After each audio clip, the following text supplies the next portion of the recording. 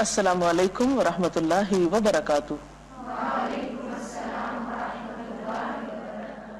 نحمده ونصلي على رسوله الكريم اما بعد فاعوذ باللہ من الشیطان الرجیم بسم اللہ الرحمن الرحیم رب اشرح لي صدری ويسر لي امری واحلل عقدۃ من لسانی یفقہوا قولی۔ ناظرین، ہماری آج کی گفتگو کا موضوع ہے رمضان اور زکوٰۃ۔ اگرچہ زکوٰۃ کے لیے کوئی مہینہ مخصوص نہیں ہے، ہر صاحب مال اور صاحب حیثیت اور خصوصاً صاحب نصاب شخص کو زکوٰۃ اس وقت ادا کرنی چاہیے جب اس کے مال پر جو واجب الزکوٰۃ ہے 1 سال گزر چکا ہو۔ زکوٰۃ کا حکم نہ صرف یہ کہ امت مسلمہ کے لیے ہے، بلکہ اس سے پہلے کی امتوں کو بھی زکوٰۃ کا حکم دیا گیا۔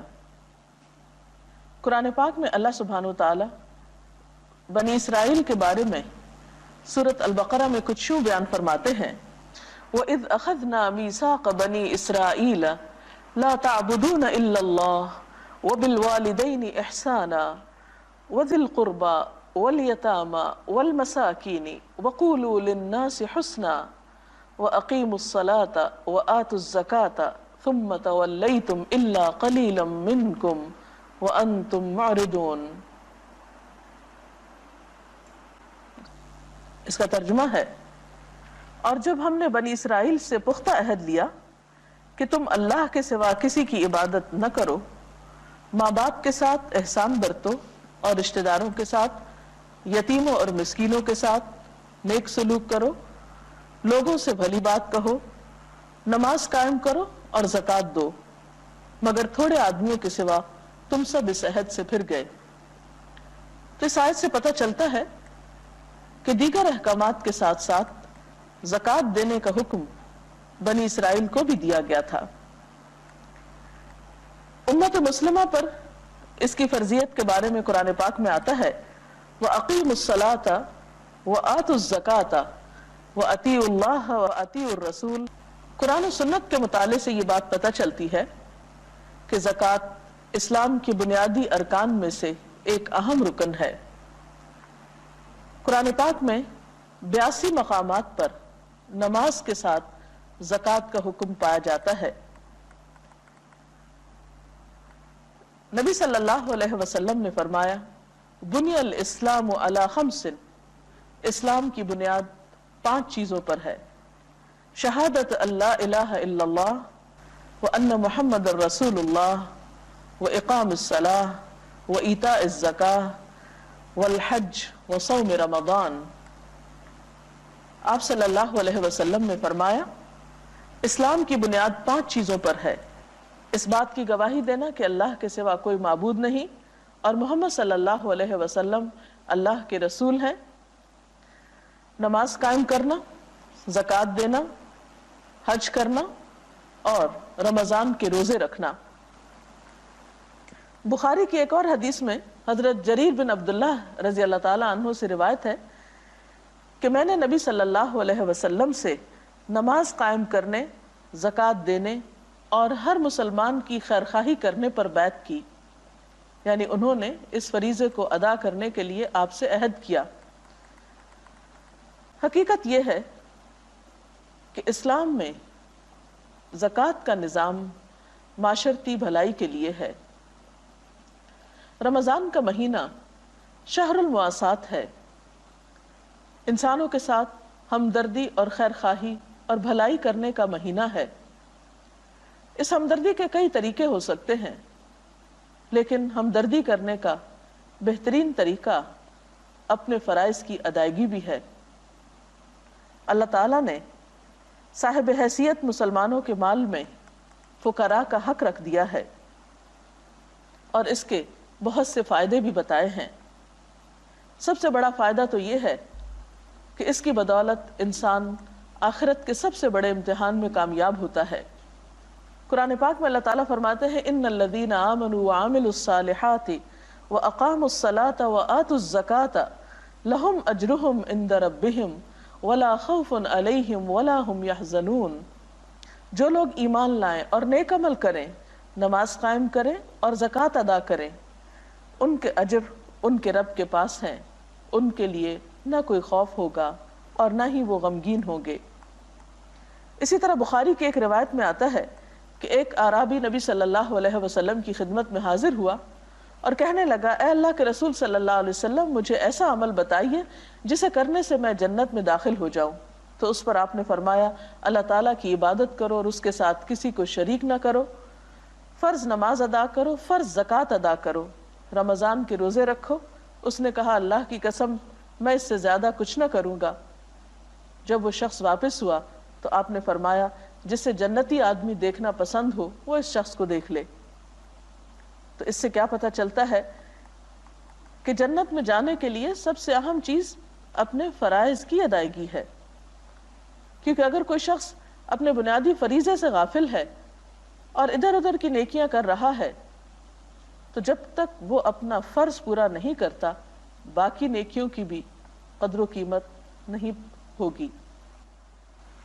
زکوٰۃ کا لفظ جو ہے اس کا بنیادی طور پر معنی ہے پاک کرنا، نشو نما دینا۔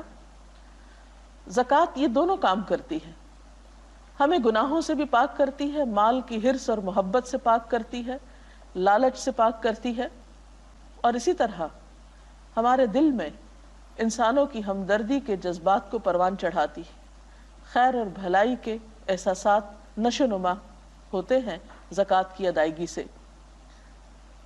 زکوٰۃ گناہوں کا کفارہ اور نفس کے تزکیے کا بہترین طریقہ ہے۔ قرآن پاک میں اللہ تعالیٰ حضور صلی اللہ علیہ وسلم سے خطاب فرماتے ہیں، خذ من اموالہم صدقۃ تطہرہم بہا وتزکیہم۔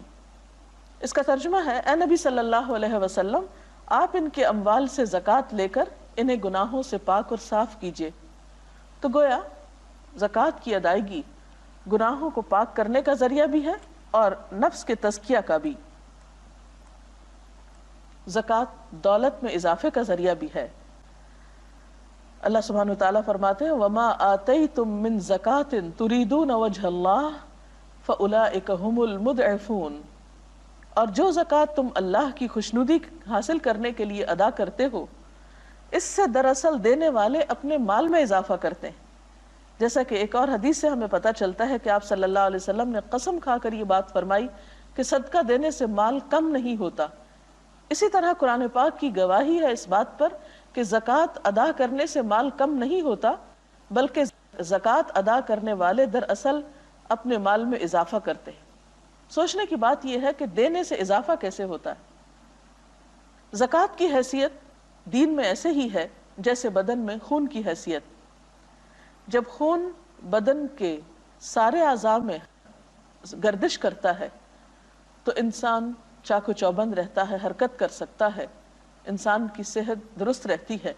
اور اگر خون کسی ایک حصے میں جا کر جم جائے اور اس کی سرکولیشن نہ ہو تو انسان حرکت کے قابل نہیں رہتا، چل پھر نہیں سکتا۔ بالکل اسی طرح جس سوسائٹی کے تمام حصوں کو مال پہنچتا رہے، تمام حصے خوشحال ہوں، وہاں اکنامک ایکٹیویٹی زیادہ فلرش کرتی ہے، اس میں زیادہ حرکت ہوتی ہے۔ جب معاشرہ خوشحال ہوتا ہے، تمام لوگوں کے پاس اپنی ضروریات پوری کرنے کے لیے مال ہوتا ہے، تو ایسے میں دینے والے اور لینے والے دونوں ہی اس سے فائدہ اٹھاتے ہیں۔ مثال کے طور پر اگر کچھ لوگوں کے پاس مال زیادہ ہے لیکن ان کے مال سے اگر وہ تجارت کرتے ہیں اس کا کوئی خریدار ہی نہیں، تو تجارت آگے کیسے بڑھ سکتی ہے، مال میں اضافہ کیسے ہو سکتا ہے۔ پھر اسی طرح زکوٰۃ غربت کے خاتمے کا ایک ذریعہ بھی ہے۔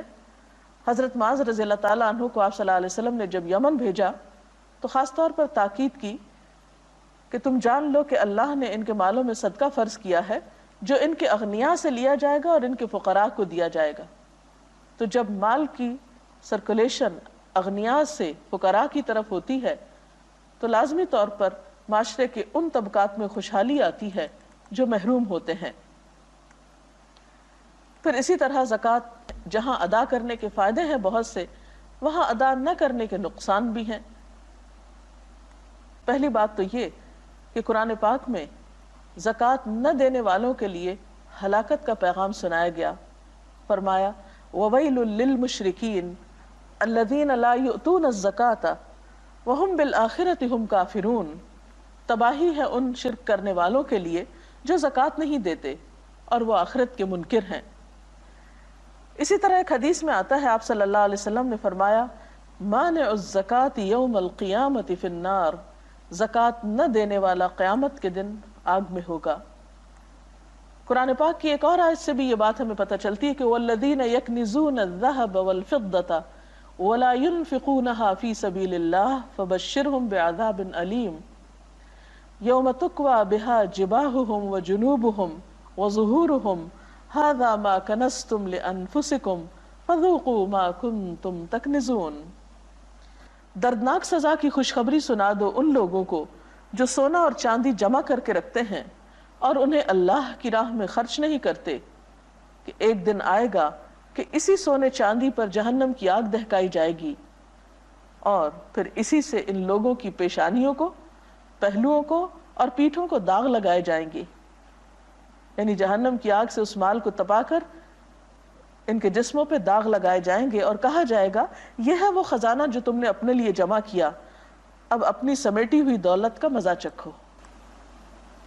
اسی طرح ایک اور آیت میں آتا ہے وَلَا يَحْسَبَنَّ الَّذِينَ يَبْخَلُونَ بِمَا آتَاهُمُ اللَّهُ مِنْ فَضْلِهِ هُوَ خَيْرًا لَهُمْ بَلْ هُوَ شَرٌّ لَهُمْ سَيُطَوَّقُونَ مَا بَخِلُوا بِهِ يَوْمَ الْقِيَامَةِ۔ جن لوگوں کو اللہ تعالیٰ نے اپنے فضل سے مال و دولت دی ہے اور وہ بخل سے کام لیتے ہیں، وہ اس خیال میں نہ رہیں کہ یہ بخل ان کے حق میں بہتر ہے، بلکہ یہ ان کے لیے بہت ہی برا ہے۔ اس بخل سے جو کچھ وہ جمع کر رہے ہیں اسے قیامت کے دن طوق بنا کر ان کے گلے میں ڈال دیا جائے گا۔ ایک اور حدیث اس بات کی مزید وضاحت کرتی ہے۔ نبی صلی اللہ علیہ وسلم نے فرمایا جس کو اللہ تعالیٰ نے مال دیا اور اس نے اس کی زکوٰۃ ادا نہ کی تو قیامت کے دن اس کا مال گنجے سانپ کی شکل بن کر، جس کی آنکھوں پہ 2 نقطے ہوں گے، اس کے گلے کا طوق بن جائے گا۔ پھر اس کی دونوں باچھیں پکڑ کر کہے گا میں تیرا مال ہوں، میں تیرا خزانہ ہوں۔ پھر آپ نے یہ آیت تلاوت فرمائی جن لوگوں کو اللہ نے اپنے فضل سے مال دیا ہے اور وہ بخل کرتے ہیں، وہ اپنے لیے اس بخل کو اچھا نہ سمجھیں بلکہ یہ ان کے حق میں بہت برا ہے۔ ان قریب قیامت کے دن یہ بخل ان کے گلے میں طوق کی شکل میں ہوگا، یعنی طوق بن کر ان کے گلے میں لٹکے گا۔ طوق کیا ہے؟ سزا کی ایک قسم ہے۔ تو اس سے پتہ چلتا ہے کہ زکوٰۃ کا نہ دینا آخرت میں شدید نقصان کا سبب بن سکتا ہے۔ صرف آخرت میں ہی نہیں بلکہ دنیا میں بھی اس کا نقصان ہے۔ زکوٰۃ نہ دینے کی صورت میں قحط سالی آتی ہے۔ نبی صلی اللہ علیہ وسلم نے فرمایا ما منع قوم الزکاة الا ابتلاهم اللہ بالسنین، زکوٰۃ ادا نہ کرنے والوں کو اللہ تعالیٰ قحط سالی میں مبتلا کر دیتے ہیں۔ آپ صلی اللہ علیہ وسلم کے فرمان کے مطابق اگر وہاں یعنی اس قوم میں، اس علاقے میں چرند پرند نہ ہو، جانور نہ ہو، تو ان پر ایک قطرہ بھی بارش کا نہ برسے۔ یعنی اللہ تعالیٰ ایسے لوگوں سے اتنا غضبناک ہوتا ہے اور ان کو اپنی رحمت سے محروم کر دینا چاہتا ہے جن کے دلوں میں بندوں کے لیے رحم کا جذبہ نہیں، کیونکہ آپ نے فرمایا کہ جو زمین والوں پر رحم نہیں کرتا اس پر آسمان والا بھی رحم نہیں کرتا۔ انسانی ہمدردی ایک مسلم کا بنیادی شعار ہونا چاہیے۔ ناظرین، اس کے ساتھ ہی ہمارے آج کے پروگرام کا وقت ختم ہوتا ہے۔ کل تک کے لیے اجازت چاہتے ہیں۔ اللہ حافظ۔